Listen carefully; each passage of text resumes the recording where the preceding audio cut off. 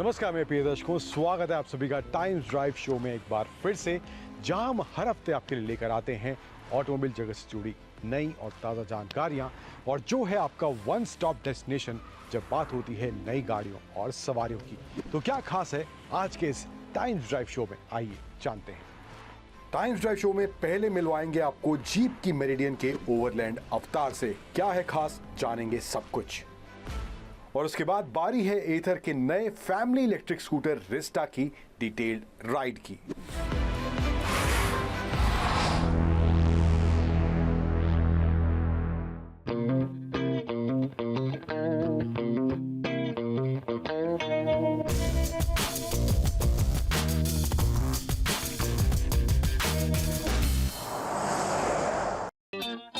नमस्कार मेरे प्रिय दर्शकों, स्वागत है सभी का टाइम्स ड्राइव में एक बार फिर से। और आज जो गाड़ी हमारे साथ मौजूद है वो है जीप की मेरिडियन का ओवरलैंड वर्जन। कुछ समय पहले ही जीप ने ये इसका नया वेरिएंट इंट्रोड्यूस किया था, तो फटाफट बात करेंगे कुछ चेंजेस जो इस नए वेरिएंट में जीप ने मेरिडियन के ऑफर करे हैं, and also in terms of premiumness, luxury, features, किस तरह का मामला इस मेरिडियन के ओवरलैंड वर्जन में देखने को मिलता है। एंड ऑल्सो 2 लीटर का जो डीजल इंजन इसमें दिया गया है, परफॉर्मेंस किस तरह का है, किस तरह की कैपेबिलिटीज ओवरऑल सिटी हाईवे के हिसाब से इस मेरिडियन के इस वर्जन में देखने को मिलती है। बात करने वाला हूं उन सभी के बारे में मैं आपसे इस वीडियो में।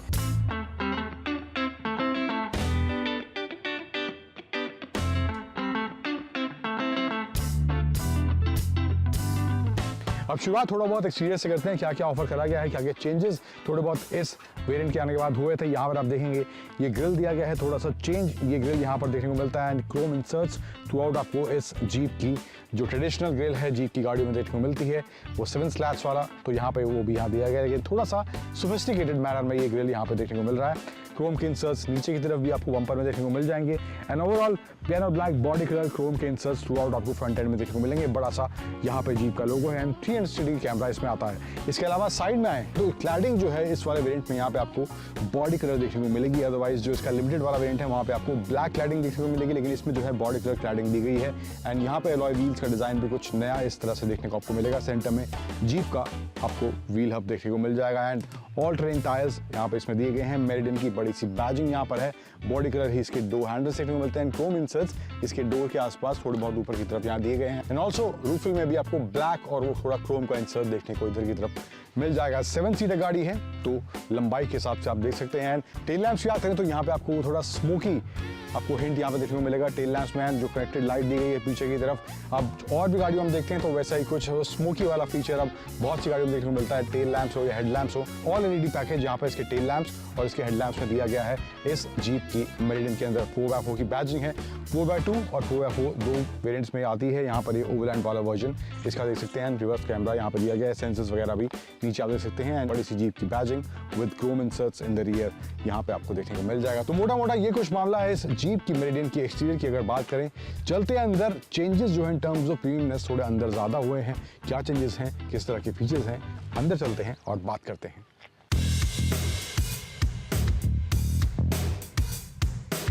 अब इस मेरिडियन के इंटीरियर की बात करें, सबसे पहले मैं एक एलिमेंट जो मुझे इसका काफ़ी अच्छा लगा है उसकी पहले बात करते हैं, जो है इसके कैबिन इंसुलेशन को लेकर। अभी फिलहाल जो लेफ्ट साइड वाला फ्रंट दरवाज़ा है वो खुला हुआ है। आप नॉइस सुनेंगे, थोड़ा सा भी रेव करूँगा। अब दरवाज़ा एक बार बंद करते हैं और देखते हैं कैबिन इंसुलेशन यहाँ पर कैसा देखने को मिलता है।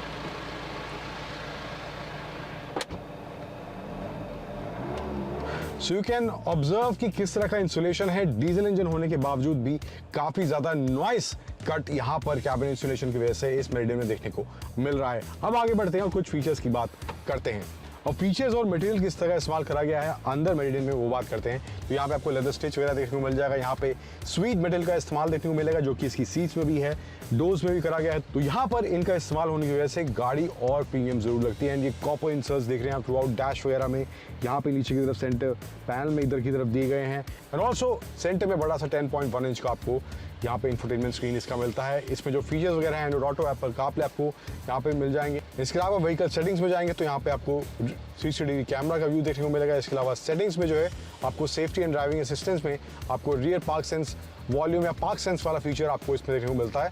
इसके अलावा इसमें ADAS वाले फीचर्स आपको देखने को नहीं मिलेंगे। इसके अलावा जो है नीचे आए यहाँ पर आपको AC कंट्रोल के बटन देखने को मिल जाएंगे। लेकिन एक चीज़ जो मुझे यहाँ पर लगी, किसकी कमी मुझे खली, हालांकि वेंटेड सीट्स इसमें दी गई हैं, लेकिन उसको ऑपरेट करने के लिए आपको इसके स्क्रीन में जाना पड़ेगा, वहाँ पे जो ऑप्शन दिया गया है उसको प्रेस करना पड़ेगा, देन उस हिसाब से आप उसको एडजस्ट करेंगे। अगर उसके लिए फिजिकल बटन यहाँ होता तो आई थिंक ज़्यादा कन्वीनियंस हो सकता था। इसके अलावा यहाँ पे आए तो यहाँ पे 9 स्पीड का इसमें ऑटोमेटिक गियर बॉक्स दिया गया है, इलेक्ट्रॉनिक पार्किंग ब्रेक, 4x4 वाला वेरिएंट है। इसमें आपको sand, mud, snow and auto के हिसाब से आपको मोड्स मिलेंगे जिनमें आप स्विच कर सकते हैं। 4 wheel drive low and 4 wheel drive lock का ऑप्शन है, हिल डिसेंट वगैरह का ऑप्शन है। एंड बीच में आए तो यहाँ पे कप होल्डर्स एंड डेडिकेटेड यहाँ पे फ़ोन के लिए भी एक स्लॉट दिया गया है, विच इज़ रियली गुड। यहाँ पे आप फ़ोन रख सकते हैं एंड आपको इधर उधर कहीं रखने की, लेफ्ट राइट दरवाजे में कहीं रखने की जरूरत नहीं है। There is a dedicated slot way you can keep your phone in the centre panel. इसके अलावा आर्मरेस्ट जो है यहाँ पे भी अच्छा स्पेस है इसके नीचे एंड एडजस्टेबल है, विच इज़ गुड। देन यहाँ पे आए तो 10.2 इंच का इसका इंस्ट्रूमेंट क्लस्टर दिया गया है एंड बहुत से आप इसके कस्टमाइजेशन भी कर सकते हैं। तो अलग फीचर आप यहाँ से इसके स्टीयरिंग से कंट्रोल कर सकते हैं। अब स्टीयरिंग पर यहाँ पे आए तो कंट्रोल करने के बटन्स इंस्ट्रूमेंट क्लस्टर के हैं, और राइट साइड में आए तो यहाँ पे आपको क्रूज कंट्रोल की सेटिंग के ऑप्शन देखने को मिल जाएंगे इसके स्टीयरिंग व्हील पर। अदरवाइज स्टीयरिंग व्हील जो राउंड है, स्पोर्टी फील वगैरह कुछ नहीं है, फ्लैट बॉटम वगैरह कुछ नहीं है।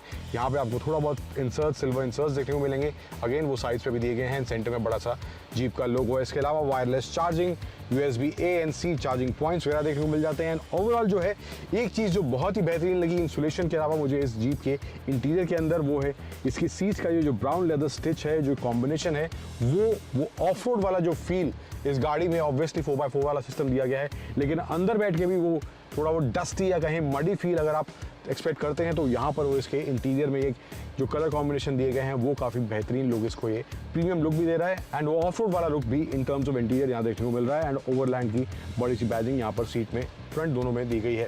अब इस मेरिडियन की दूसरी कतार की बात करें तो यहाँ पर जो है फ्रंट में सीट्स कंफर्टेबल फील हो रही थी, यहाँ पर भी मामला जो है कंफर्टेबल लग रहा है इन टर्म्स ऑफ सीट्स जो है यहाँ पर देखने को मिल रही है। एंड ऑल्सो आर्मरेस्ट वगैरह दिया गया है, ब्रॉड एनफ फॉर 2 पीपल जो पीछे बैठे हैं 2 लोगों के लिए, एंड 3 लोग बिठाना चाहते हैं इनकेस तो तीसरे के लिए हेडरेस्ट भी यहाँ पे दिया गया है। दिक्कत क्या हो रही थी मुझे एक्चुअली, ये हेडरेस्ट तो यहाँ दिया गया है, लेकिन जो थर्ड रो है, जो थर्ड रो की सीट्स हैं वो रियर व्यू में जो है एक ऑब्स्टेकल काम कर रही थी। जो पीछे का रियर व्यू है बहुत ज़्यादा क्लियरली मुझे देखने को नहीं मिल रहा था, एटलीस्ट हाफ ग्लास जो है कट हो रहा था इन सीट्स की जो हाइट है उसकी वजह से, तो वो एक नेगेटिव भी मुझे यहाँ पे देखने को मिला है।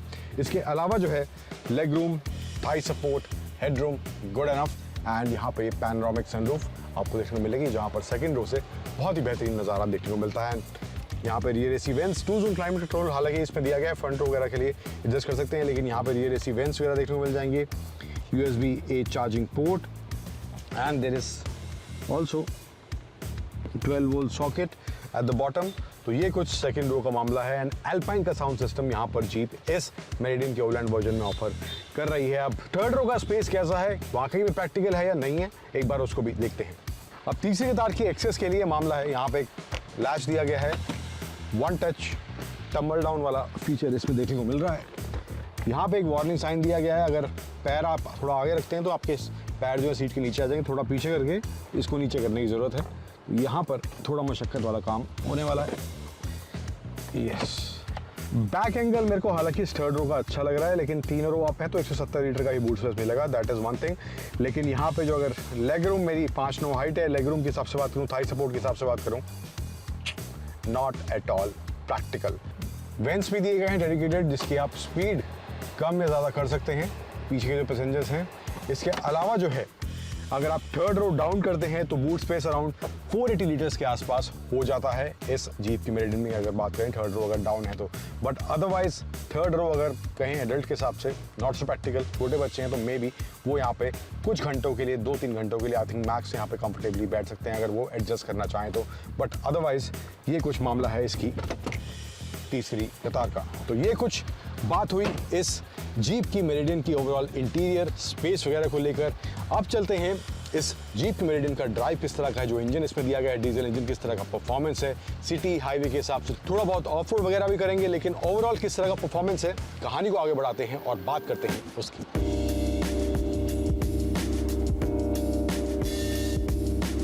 बात करते हैं इस जीप की मेरिडियन की ओवरऑल परफॉर्मेंस को लेकर। तो इंजन जो इसमें दिया गया है वो है 2 litre multi jet diesel engine, जो पावर जनरेट करता है अराउंड 168 bhp और टॉर्क जनरेट करता है अराउंड 315 न्यूटन मीटर्स।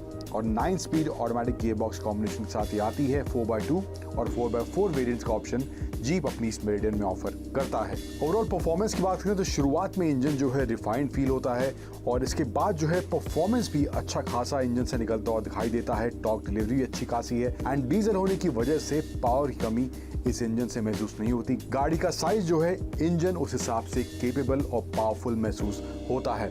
अब हैंडलिंग की बात करें तो वहां पर स्पेशली अगर आप शार्प टर्न्स पर थोड़ी तेज रफ्तार में हैं तो गाड़ी का जो ओवरऑल बैलेंस है वो भी अच्छा देखने को मिलता है और वहां पर भी एक कॉन्फिडेंस की ड्राइव के दौरान उस माहौल में भी इस जीप की मेरिडियन में देखने को मिलता है।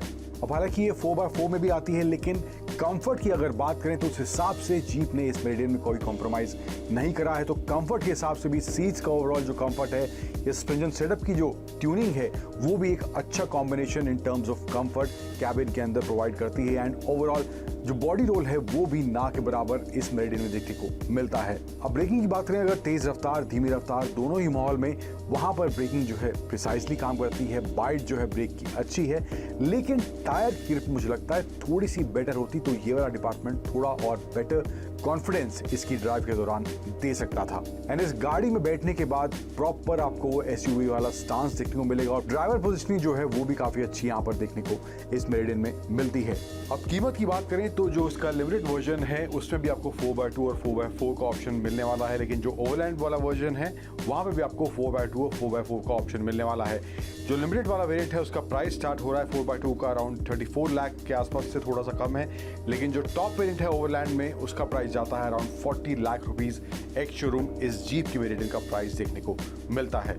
तो जो चीजें इसके फेवर में काम करती हुई दिखाई देती हैं, एक तो डीजल इंजन वाला ऑप्शन देखने को मिलता है और ओवरऑल जीप जो है अपनी ऑफ रोडिंग कैपेबिलिटीज के लिए जाना जाता है तो वो भी आपको इसमें भरपूर देखने को मिलने वाली है। इसके साथ साथ अगर आप इस प्राइस पर कोई 7 सीटर गाड़ी देख रहे हैं जहां पर आपको ऑफ रोडिंग कैपेबिलिटी से भी कोई कॉम्प्रोमाइज नहीं करना है, इंटीरियर में आपको प्रीमियम फील चाहिए, तो इन मायनों के हिसाब से मुझे लगता है जीप की ये मेरिडियन एक अच्छा प्रोपोजिशन आपके लिए बन सकती है।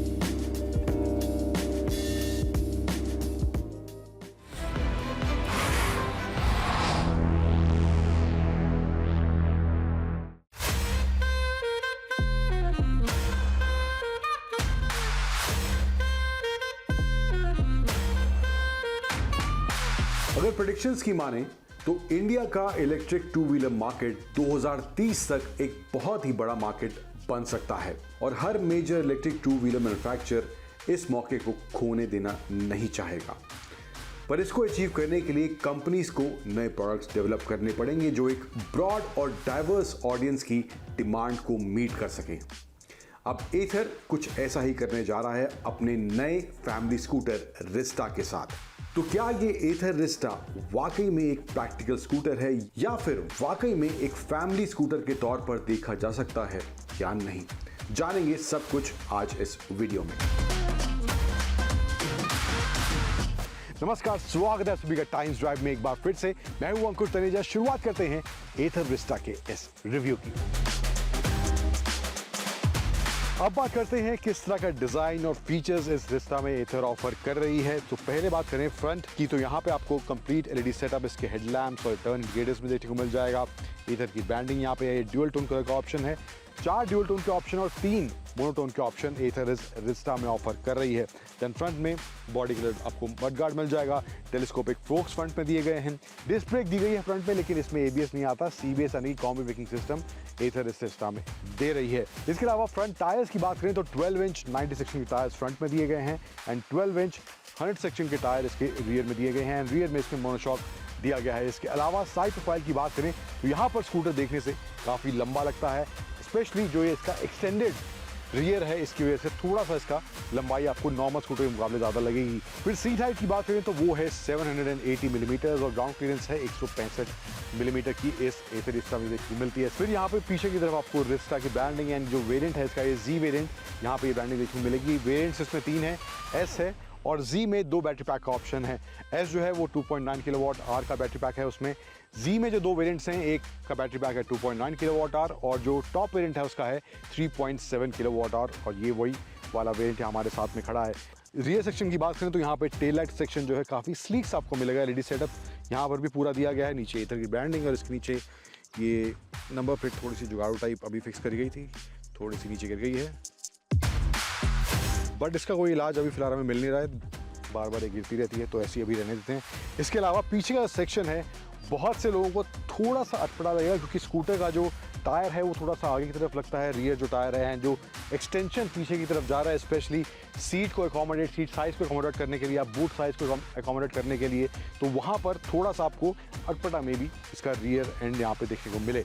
इसके अलावा यहाँ पे बैक रेस्ट दिया गया है जो कि इसके जी वाले वेरिएंट में मिलेगा, जो बेस वेरिएंट है एस वेरिएंट उसमें ये बैक रेस्ट इंक्लूडेड नहीं है, लेकिन यहाँ पर ये जो बैक रेस्ट है, कुशनिंग है, काफ़ी सॉलिड स्टडी फील आ रही है।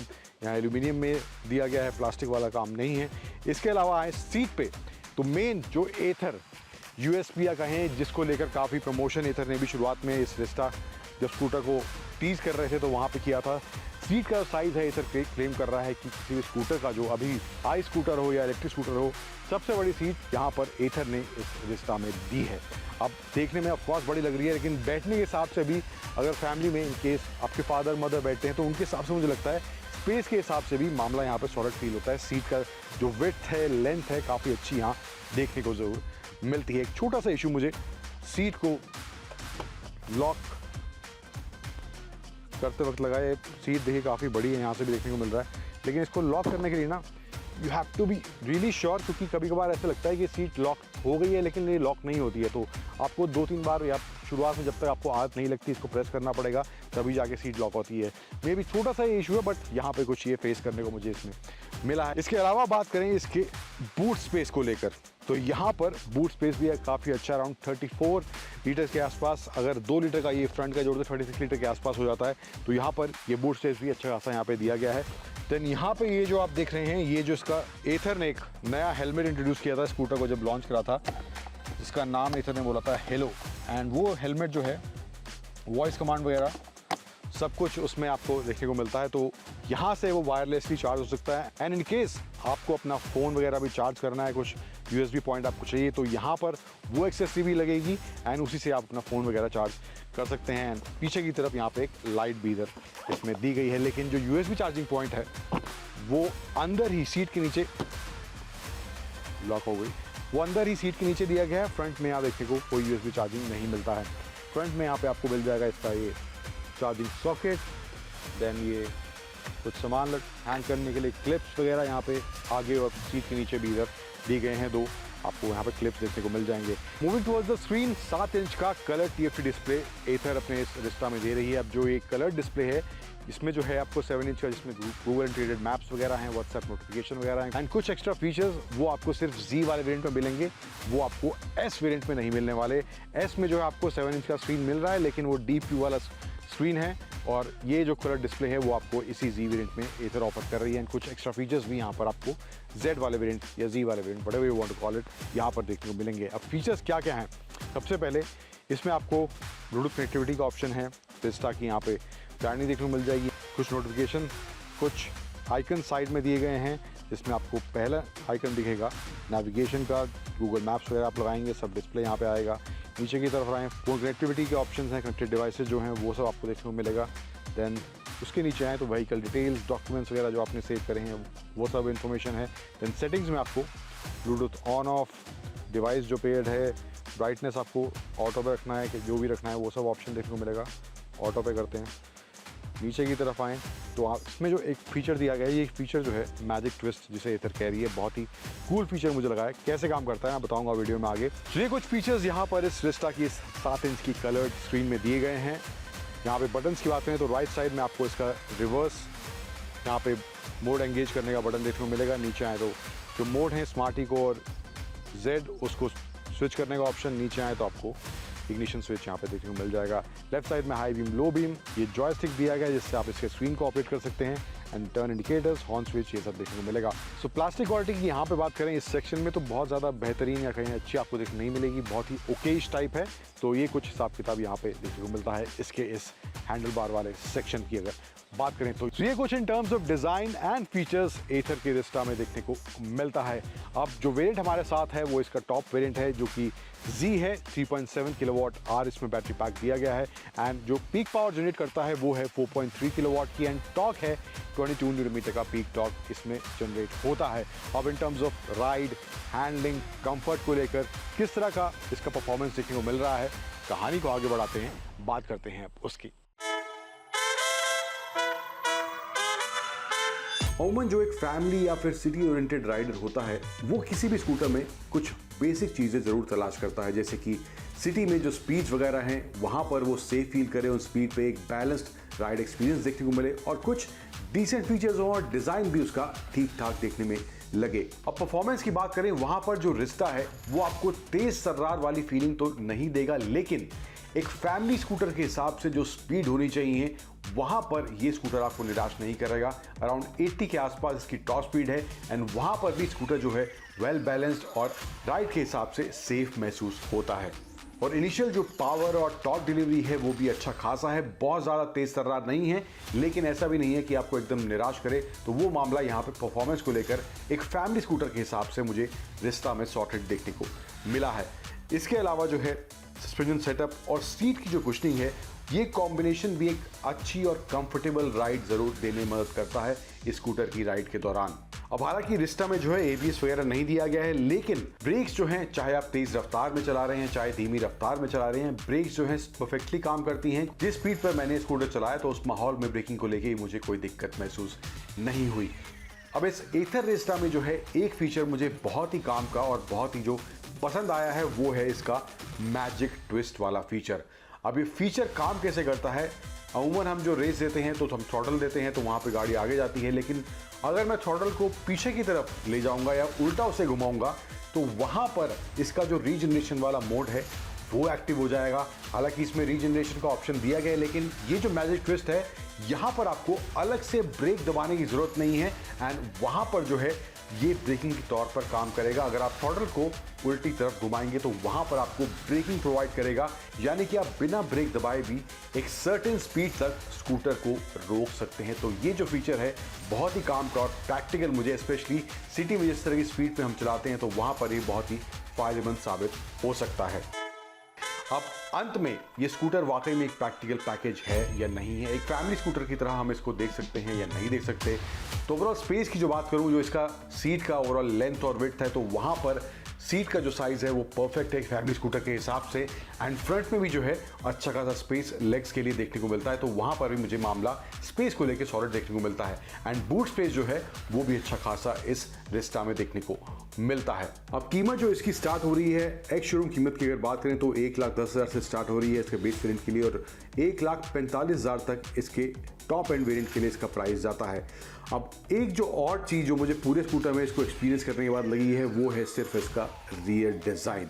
अब बहुत से और लोगों को भी अटपटा लग सकता है, लेकिन एक बड़ी सीट और एक बड़े बूट को एकोमोडेट करने के लिए मुझे लगता है एथर ने ये कॉम्प्रोमाइज़ यहाँ पर रिस्टा के इस डिज़ाइन, रियर डिज़ाइन वाले एस्पेक्ट के साथ किया है।